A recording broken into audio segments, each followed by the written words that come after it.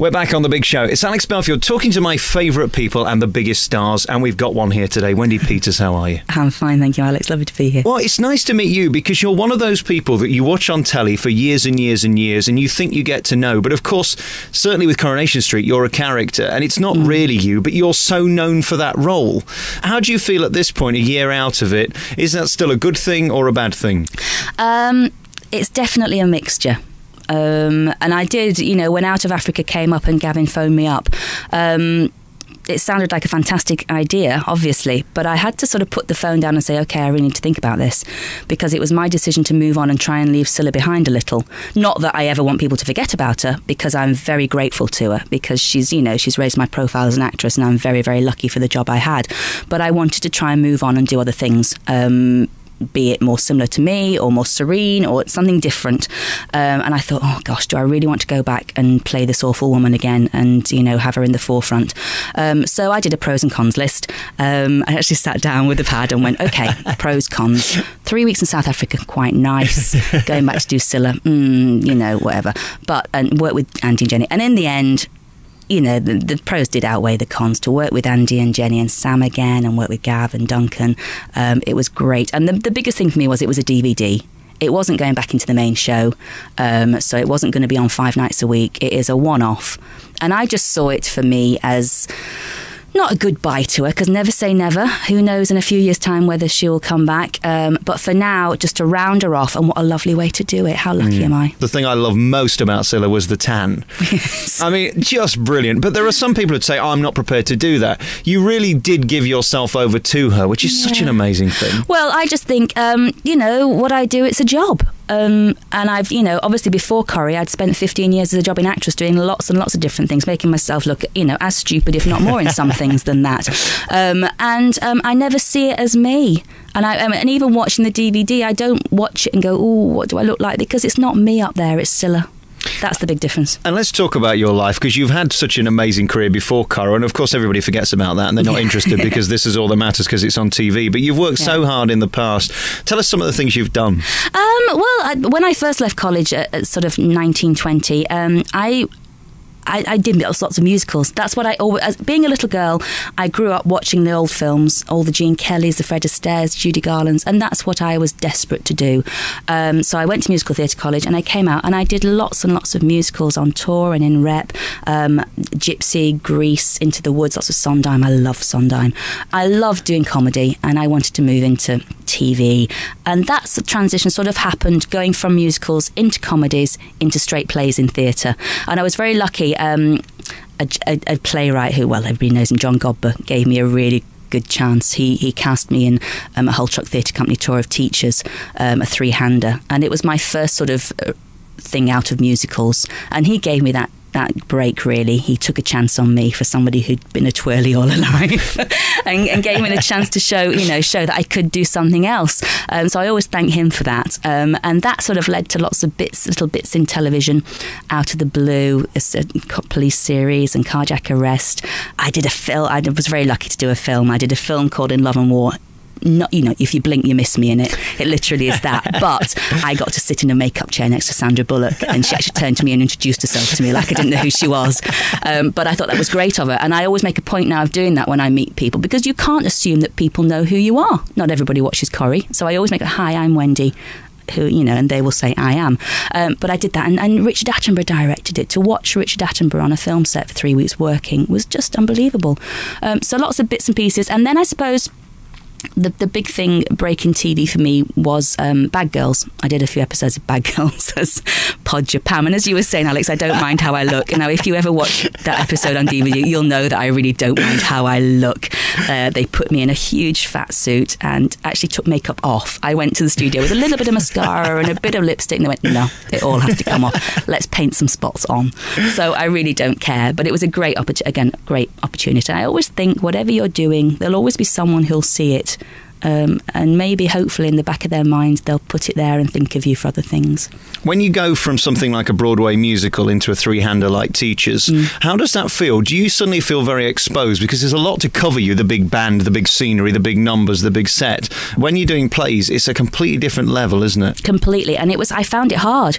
I found the 3 weeks rehearsals really hard. And you know, John really had to sort of not struggle with me, but we had to pull me back, because it is a completely different thing, as is with telly. And then I play an over-the-top character like Cilla. Okay, but it was hard to pull back. But within Teachers, you were playing lots of different characters, so there was scope then to bring out the musical theatre side, you know, in the headmistress or in different characters. But the actual playing the pupils was really just to wipe everything clean and just be very real. Did you always get the personality roles, the roles that stuck out, or were you in the chorus? Because everything you've done since on TV has been a unique role that we remember. I started out in the chorus, obviously, like lots of people do, being chorus and understudy, but the thing is, I never really looked like anybody else. I was always slightly larger. I remember I did a tour of Guys and Dolls with Barbara Windsor, who obviously I've seen a lot since. I didn't look like any of the other girls. They were all very slim and very tall. And I actually got picked out because I looked so different, and got a lovely review for saying, the outsized, killjoy. And it's like, oh, but in a way, that's always quite a good thing to be different. But it did hold me back, even within musicals, because they wouldn't cast me because I wasn't that normal chorus line. But then I sort of got lots of character parts in musicals. I played Jan in Grease, Red Riding Hood in Into the Woods. So it was always the character based, and it was always sort of the young teenage roles. And I think my main choice then to go on and do other things was the fact that I got too old to play the teenager, and I wasn't old enough then to play the character roles that I wanted to play in musicals then. So, hopefully in the next sort of 10 years, there are a couple of roles that I would really like to go back to musicals and do. Let's talk about Cilla and how you got that role. How was that pitched to you? How much of you was in her and your influence in your opinion? Well, the actual character of Cilla was pitched on a piece of A4, and literally a breakdown. That's all you're sent to your agent when you're up for this part. When I read it, I could see her. I saw it on the page, and I knew that she was going to be Fizz's mom. That was, so you hadn't, having watched Corrie for a long time, I knew the character of Fizz and had an idea. But the breakdown said she was warm, she was cheery, she liked a good pint, and she liked a good fish and chip supper. So I had, an idea. Oh heck, I might be all right for this, being slightly larger. But the main thing was she was going to be a fun character as a new girlfriend for Les Battersby. It wasn't. There was no evilness to her. I knew she had another son. I knew she had a son called Chesney, but there was no evilness to her. So I sort of went in very cheery with the script, and I did dress up, I have to say. I've never ever dressed up for an audition in my life. But when you get a casting through for Corrie, you go, well, hey, I've only got one chance at this, really. When you say you dressed up, did you dress up or dress down, if you know what I mean? Yeah. Half and half.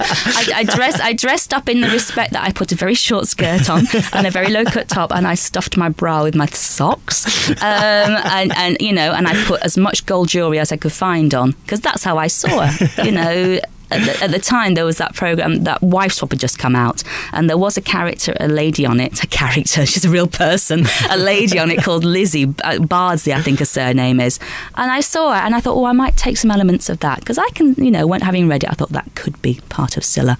And so I dressed up and tottered in, and I put on Cilla's voice.